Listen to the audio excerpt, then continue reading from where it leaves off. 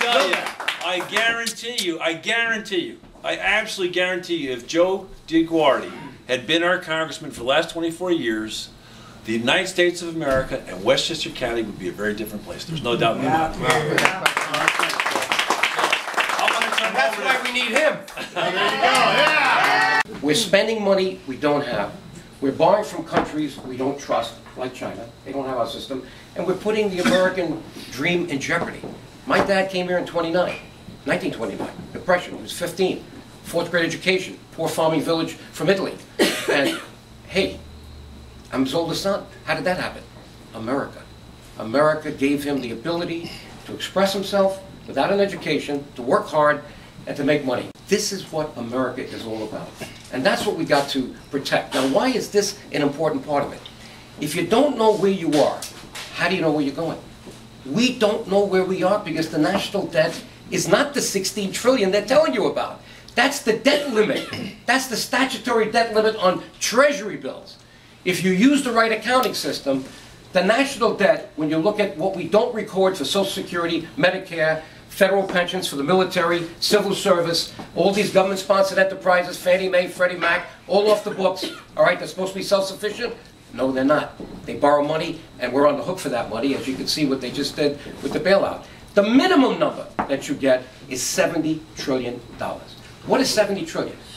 Our gross domestic product in America is, and you know what that is, GDP, is the sum total of all the economic activity, the goods produced, the services rendered, right? 15 trillion going on 16, all right? So our debt on the books is 16, that's 100%. Now you might say, that's not too bad. I think it is bad.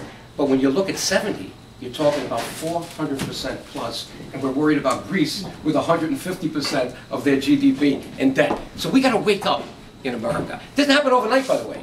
This started 40 years ago when Lyndon Baines Johnson had a very unpopular words in his book called Vietnam, and he saw all this money sitting in the trust funds that were just building up the monies. And he said, why should I report that deficit?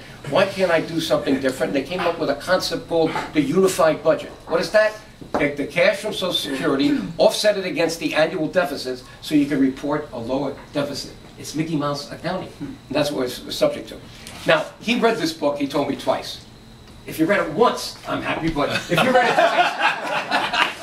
twice. Now, he likes the story that I told on my first caucus, Republican caucus. Here it is, January 1985. I'm not going to mention the name of the congressman who was in charge of the Republican caucus at the time. And here they're talking about now, don't forget, under Ronald Reagan, we had a $200 billion deficit in 1 year. So this is not just the problem that started today, okay? It's much, much worse today, with trillions of dollars each year. But in those days, it was the same thing. The Republicans would meet separately from the Democrats, and then I'm hearing them talk, and here I am, a naive CPA, coming down, trying to figure out how do we now do the right thing, and I'm hearing how we're going to trick the Democrats by changing the process and not recording this, not recording that. So I get up. Now, you're not supposed to talk as a new freshman in Congress, but I got up and I started talking about what I thought was my experience from Arthur Anderson and how we had to set the book straight. And this esteemed congressman gets up and makes some kind of derogatory comment like, hey, Joe, you're in Congress now, put away your green eye shades. At which point, thank God I was born in the Bronx, I was quick. I said, sir, with all due respect, I'm not going to trade in my green eye shades for your blindness. And that's what this, that's why I'm not there. I have no titles. They couldn't wait till I got out of there after this thing. But that's what this book's all about, that double standard. Okay, and let me tell you about this guy. He has his master's in public administration from Harvard, I believe, right? Now, you can't imagine how important that is in managing an entity like the United States of America to understand how things work. We really don't have a chief operating officer in the U.S. government. And we need some of those people in Congress today. We have a commander-in-chief, good. We need a strong military.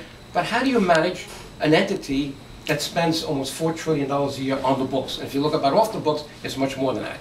We need Joe Carvin. So vote for this guy. Right. I had his district many years ago. I'd love to see him down there. Thank you so much.